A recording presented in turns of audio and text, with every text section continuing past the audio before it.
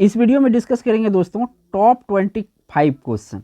ये जो top 25 question होगा दोस्तों, ये आपका हिस्ट्री से होगा और हिस्ट्री से काफ़ी इंपॉर्टेंट क्वेश्चन है। थोड़ा मैं क्वेश्चन को डीप में लिया हूँ और ये ऐसे क्वेश्चन है दोस्तों, एग्जाम में ये क्वेश्चन बार बार रिपीट कर रहा है, ठीक है। और इस वीडियो सीरीज का ये चौथा पार्ट है दोस्तों। तो इससे पहले आप लोगों को 3 पार्ट इसका मिल चुका है, 1 2 3, ठीक है। नहीं देखे हैं तो वीडियो को डिस्क्रिप्शन में लिंक होगा, वहाँ पे जाके देख सकते हैं। आज का वीडियो जो स्टार्ट करेंगे 76 नंबर से और 100 नंबर का लास्ट क्वेश्चन होगा। मैं क्वेश्चन थोड़ा कम रखता हूं, लेकिन आपको इंपॉर्टेंट क्वेश्चन यहां से करवाता हूं। अब यहां पे जो पूछा गया कि दहेज प्रथा पर रोक लगाने हेतु देश में दहेज निरोधक अधिनियम कब लागू किया गया, तब काफी इंपॉर्टेंट क्वेश्चन है ये आपके लिए, ठीक है ना। अगर आपको आंसर पता है तो कमेंट जरूर कीजिएगा दोस्तों, क्योंकि बहुत ही डिफिकल्ट क्वेश्चन है ये। दहेज निरोधक अधिनियम कब लागू किया गया था, तो ये 20 मई 1961 को लागू किया गया था। कब लागू किया गया था? 20 मई 1961 को लागू किया गया था। काफ़ी अगर डीप से डीप अगर हिस्ट्री में क्वेश्चन करेगा तो इससे ज़्यादा डीप नहीं कर सकता दोस्तों, काफ़ी डीप का क्वेश्चन है। बढ़ते हैं अगला क्वेश्चन पर। अगला क्वेश्चन यहाँ पे 77 नंबर का है। पूछा गया दिल्ली सल्तनत का वह कौन सा प्रथम सुल्तान था जिसने शुद्ध अरबी सिक्के टाका और जीतल को जारी करवाया था। शुद्ध अरबी सिक्के यानी कि टाका और जीतल को जारी करवाया था। इनमें से किसने करवाया था, ये पूछा जा रहा है आपसे। तो ये करवाया था दोस्तों बलबन। किसने करवाया था? बलबन ने करवाया था। याद रखिएगा, काफी महत्वपूर्ण क्वेश्चन है एग्जाम की दृष्टि से। बढ़ते हैं अगला क्वेश्चन पर। तो अगला क्वेश्चन ये रहा आपका 78 नंबर का, यानी कि 78 नंबर का क्वेश्चन है कि गौड़ीय वैष्णव धर्म के संस्थापक कौन थे। गौड़ीय वैष्णव धर्म के संस्थापक कौन थे?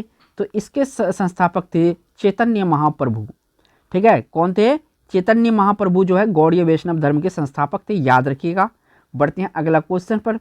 तो अगला क्वेश्चन ये रहा आपका 79 नंबर का। इसमें पूछा गया है आपसे कुतुबुद्दीन ऐबक ने अपनी राजधानी कहाँ बनाई थी। इन्होंने गुलाम वंश का ये पहला शासक था, ठीक है। गुलाम वंश की नींव इन्होंने डाला था। इसे तामलुक वंश भी कहा जाता है गुलाम वंश को। और ये आपका 1206 से लेकर 1210 तक इन्होंने शासन किया था, बहुत कम ही समय शासन किया था। तो ये राजधानी जो बनाई थी दोस्तों, ये लाहौर बनाई थी। कौन सा? लाहौर। और जो कुतुब मीनार है और इन्हीं का नींव किया हुआ था, एक पहली मंजिल बना दिया था। इसके बाद जो है इल्तुतमिश ने उसको पूरा किया था और 2.5 दिन का झोपड़ा का भी निर्माण इन्होंने ही किया था, कुतुबुद्दीन ऐबक ने। इसे गुलामों का गुलाम भी कहा जाता है। बढ़ते हैं अगला क्वेश्चन पर। तो अगला क्वेश्चन ये रहा दोस्तों, इसमें पूछा गया आपसे 80 नंबर में कि भारत के किस क्षेत्र में फिरदौसी सिलसिला लोकप्रिय था। काफ़ी महत्वपूर्ण है। फिरदौसी सिलसिला लोकप्रिय जो था दोस्तों, ये बिहार में था। कहाँ पे था? बिहार में था फिरदौसी सिलसिला, यानी कि सी ऑप्शन इस क्वेश्चन का राइट आंसर होगा। बढ़ते हैं अगला क्वेश्चन पर।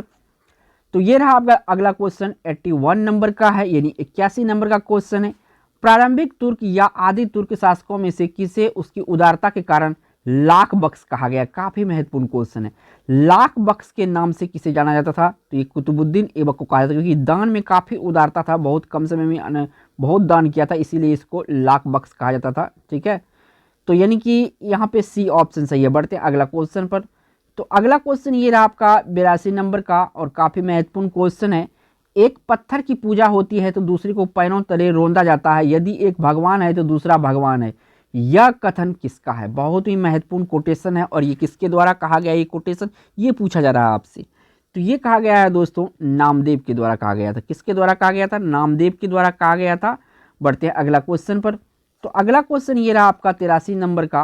काफी महत्वपूर्ण क्वेश्चन है यहाँ पे कि मध्यकाल का वह प्रथम युद्ध कौन सा था जो जल एवं स्थल दोनों पर लड़ा गया था। बहुत में इंपॉर्टेंट है दोस्तों, पहली बार ऐसा हुआ था कि जल और स्थल दोनों पे लड़ाई हुआ था मध्यकाल में, ठीक है ना।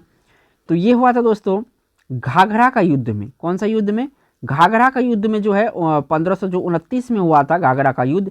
यहाँ पे स्थल और थल दोनों पे लड़ा गया था ये युद्ध। ये ऑप्शन यहाँ पे करेक्ट है। बढ़ते हैं अगला क्वेश्चन पर। तो अगला क्वेश्चन ये रहा आपका 84 नंबर का और ये भी महत्वपूर्ण क्वेश्चन है कि निम्नलिखित में से कौन सल्तनत कालीन इतिहासकार नहीं था। तो देखिए अमीर खुसरो था, ये सल्तनत कालीन इतिहासकार था। जियाउद्दीन बर्नी ये भी था। मिनहाज उस सिराज ये भी था। यानी तीनों का तीनों जो है ये इतिहासकार कौन था? सल्तनत कालीन था। लेकिन जो अब्बास खान शेरवानी है ये नहीं था। ये ऑप्शन यहाँ पे सही होगा। बढ़ते हैं अगला क्वेश्चन पर। तो अगला क्वेश्चन ये पर दोस्तों, और यहाँ पे पूछा जा रहा है आपसे कादरी सिलसिले के संस्थापक कौन थे। यहाँ पे कादरी सिलसिले पूछा गया है कि कादरी सिलसिले के संस्थापक कौन थे। तो कादरी सिलसिले के संस्थापक थे शेख अब्दुल कादिर जिलानी। कौन थे? शेख अब्दुल कादिर जिलानी जो थे कादरी सिलसिले के संस्थापक थे। यहाँ से ए ऑप्शन करेक्ट है। बढ़ते हैं अगला क्वेश्चन पर। तो अगला क्वेश्चन ये भी 86 नंबर का यानी 86 नंबर का है। विट्ठल नाथ किसके पुत्र थे? जो विट्ठल नाथ थे ये किसके पुत्र थे? ये थे वल्लभाचार्य के पुत्र। किसके थे?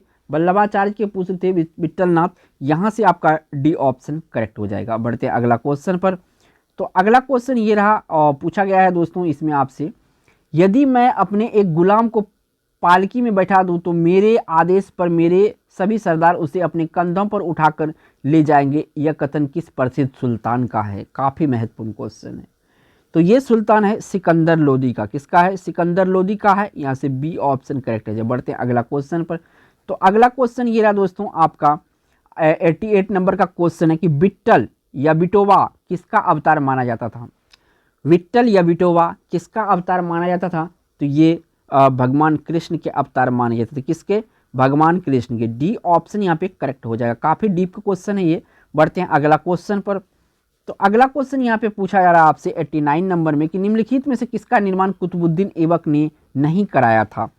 तो देखिए कुतुब मीनार का कराया था, 2.5 दिन का झोपड़ा करवाया था और कुबूत उल इस्लाम का मस्जिद का निर्माण भी कराया था। अलाई दरवाज़ा का निर्माण इन्होंने नहीं करवाया था। तो यहाँ से आपका बी ऑप्शन है। जो जो कराया था उनके बारे में आपको याद रखना है, तभी आपको आंसर बनेगा। बढ़ते हैं अगला क्वेश्चन पर। तो अगला क्वेश्चन ये रहा आपका 90 नंबर का। पूछा जा रहा है कि निम्नलिखित में से किसने भारत में चिश्ती सिलसिले की स्थापना की थी? चिश्ती सिलसिला यहाँ पे लिखा है, इसका स्थापना किसने किया था? तो इसका स्थापना किया गया था ख्वाजा मोइनुद्दीन चिश्ती के द्वारा। किसके द्वारा? ख्वाजा मोइनुद्दीन चिश्ती के द्वारा चिश्ती सिलसिला की स्थापना किया गया था।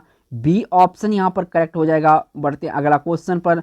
तो अगला क्वेश्चन ये रहा आपका 91 नंबर का। पूछा गया कि दिल्ली पर तैमूर लंग के आक्रमण का प्रमुख प्रभाव क्या पड़ा? जब तैमूर लंग ने दिल्ली पर आक्रमण किया था इसका प्रभाव क्या पड़ा था दिल्ली पर? ये पूछा गया है। तो तुगलक वंश का पतन हो गया था। क्या हो गया था? तुगलक वंश का पतन हो गया था जब तैमूर लंग ने आक्रमण किया था। तो बी ऑप्शन यहाँ पे करेक्ट हो जाएगा। काफ़ी महत्वपूर्ण क्वेश्चन है, अगर डीप में जाएगा तो ये क्वेश्चन पूछा जा सकता है। बढ़ते अगला क्वेश्चन पर। तो अगला क्वेश्चन ये रहा आपका और यहाँ पे जो पूछा गया है कि भारतीय इतिहास में 1527 क्यों प्रसिद्ध है? 1527 क्यों प्रसिद्ध है ये पूछा गया है। तो देखिए राणा सांगा तथा बाबर के युद्ध के कारण जो है ये काफ़ी प्रसिद्ध था। कौन सा? 1527 ईस्वी। बी ऑप्शन यहाँ पे सही है। बढ़ते अगला क्वेश्चन पर। तो अगला क्वेश्चन ये रहा आपका और 93 नंबर का क्वेश्चन है विक्रमादित्य देवचरित। ठीक है ना, विक्रमादेवचरित जो है पुस्तक के लेखक कौन है? ठीक है, विक्रमादेवचरित जो है इसका लेखक कौन है ये पूछा गया है। तो इसका जो लेखक है ये है विल्हन। कौन है? विल्हन इसका लेखक है। ठीक है, बढ़ते हैं अगला क्वेश्चन पर। तो अगला क्वेश्चन ये रहा आपका 94 नंबर का। यहाँ पे जो पूछा गया है कि निम्न में से किस इतिहासकार का यह विचार है कि मोहम्मद बिन तुगलक की राजधानी परिवर्तन दक्कन पर प्रभावशाली नियंत्रण स्थापित करने के लिए किया गया था? किसका ये विचार था? किस इतिहासकार का? तो ये जो रोमिल्ला थापर है इसी का विचार था। ठीक है, ए ऑप्शन यहाँ पे करेक्ट हो जाएगा। बढ़ते अगला क्वेश्चन पर। तो अगला क्वेश्चन ये रहा आपका 95 नंबर का। यहाँ से जो पूछा गया है कि महाराष्ट्र में रहस्यवादी संप्रदाय के संस्थापक कौन थे? ये जो रहस्यवादी संप्रदाय है इसका संस्थापक पूछा गया है। तो इसके संस्थापक थे दोस्तों ज्ञानेश्वर। कौन थे? ज्ञानेश्वर थे। बी ऑप्शन यहाँ पे करेक्ट हो जाएगा। बढ़ते हैं अगला क्वेश्चन पर। तो अगला क्वेश्चन ये रहा आपका 96 नंबर का। इसमें पूछा गया कि निम्न में से कौन सा एक असंगत है? काफ़ी महत्वपूर्ण क्वेश्चन, थोड़ा डिफिकल्ट है यहाँ पर। ठीक है, सबसे पहले तो आपको जो सही वाला है वो चुनना है कि शंकर देव असम बिल्कुल सही है। कबीर यानी कि संत कबीर उत्तर प्रदेश मगहर वैशाली में था। ठीक है, नरसिंह मेहता गुजरात बिल्कुल सही है। ठीक है, ये संत है और इधर राज्य का नाम दिया हुआ, ये तीनों का तीनों मैच कर रहा है। ठीक है, लेकिन यहाँ पे जो तुकाराम है ना, तुकाराम जो है ये महाराष्ट्र से बिलोंग करते थे। कहाँ से? महाराष्ट्र से। ठीक है, तो याद रखिएगा यहाँ बंगाल नहीं होना चाहिए, महाराष्ट्र होना चाहिए। जो हमसे असंगत है डी ऑप्शन असंगत है। ठीक है, बढ़ते हैं अगला क्वेश्चन पर। अगला क्वेश्चन ये रहा आपका और 97 नंबर का क्वेश्चन है। थोड़ा सा मैं क्वेश्चन को छोटा करता हूँ ताकि आपको पूरा आ जाए। क्वेश्चन ये बहुत बड़ा है। ठीक है ना, कुतुबुद्दीन ऐबक द्वारा स्थापित राजवंशों को दास वंश या मामलुक वंश कहना क्यों उचित है? लॉजिकल टाइप के क्वेश्चन है, बड़े एग्जामों में इस टाइप के क्वेश्चन पूछा गया है। ठीक है, तो देखिए कुतुबुद्दीन ऐबक राजवंश को दास वंश या मामलुक वंश कहना क्यों उचित है ये पूछा गया है। तो क्योंकि केवल 3 सुल्तान ही अपने प्रारंभिक जीवन में दास रह चुके थे और बाद में उन्हें उनके स्वामियों द्वारा दासता का मुक्त कर दिया गया था। ठीक है, बी ऑप्शन यहाँ पे सही है। बढ़ते हैं अगला क्वेश्चन पर। तो अगला क्वेश्चन ये रहा आपका 98 नंबर का। यहाँ पे जो पूछा जा रहा है आपसे कि निम्नलिखित में से किसने ऋषि आंदोलन चलाया था। काफ़ी महत्वपूर्ण क्वेश्चन है। ऋषि आंदोलन इनमें से किसने चलाया था, तो शेख नूरुद्दीन जो है इन्होंने ही चलाया था ऋषि आंदोलन। ए ऑप्शन यहाँ पे करेक्ट हो जाएगा। बढ़ते हैं अगला क्वेश्चन पर। तो अगला क्वेश्चन ये रहा आपका 99 नंबर का क्वेश्चन। यहाँ पे पूछा है कि बाबा रामचंद्र ने कहाँ पर किसानों को संगठित किया था। बाबा रामचंद्र ने कहाँ पे किसानों को संगठित किया था, ये अवध के किसानों को संगठित किया था बाबा रामचंद्र। याद रखिएगा, काफ़ी महत्वपूर्ण क्वेश्चन है। बढ़ते हैं अगला क्वेश्चन और इस वीडियो का लास्ट क्वेश्चन होगा 100 नंबर का, क्योंकि मैं इसमें 25 क्वेश्चन ही रखता हूँ। डेडिकेट वीडियो होता है हिस्ट्री का। 1947 में भारतीय नौसेना के नाविकों ने कहाँ विद्रोह किया था। 1947 में जो भारतीय नौसेना के नाविक ने कहाँ पे विद्रोह किया था, तो ये मुंबई में विद्रोह किया था। तो यहाँ पे मैंने टॉप 25 क्वेश्चन जो है हिस्ट्री से डिस्कस किया हूँ। वीडियो अगर अच्छा लगा तो एक लाइक कीजिएगा दोस्तों, और चैनल पे पहली बार हैं तो चैनल को सब्सक्राइब करना और बेल आइकन प्रेस करना ना भूलें। थैंक्स फॉर वॉचिंग दोस्तों।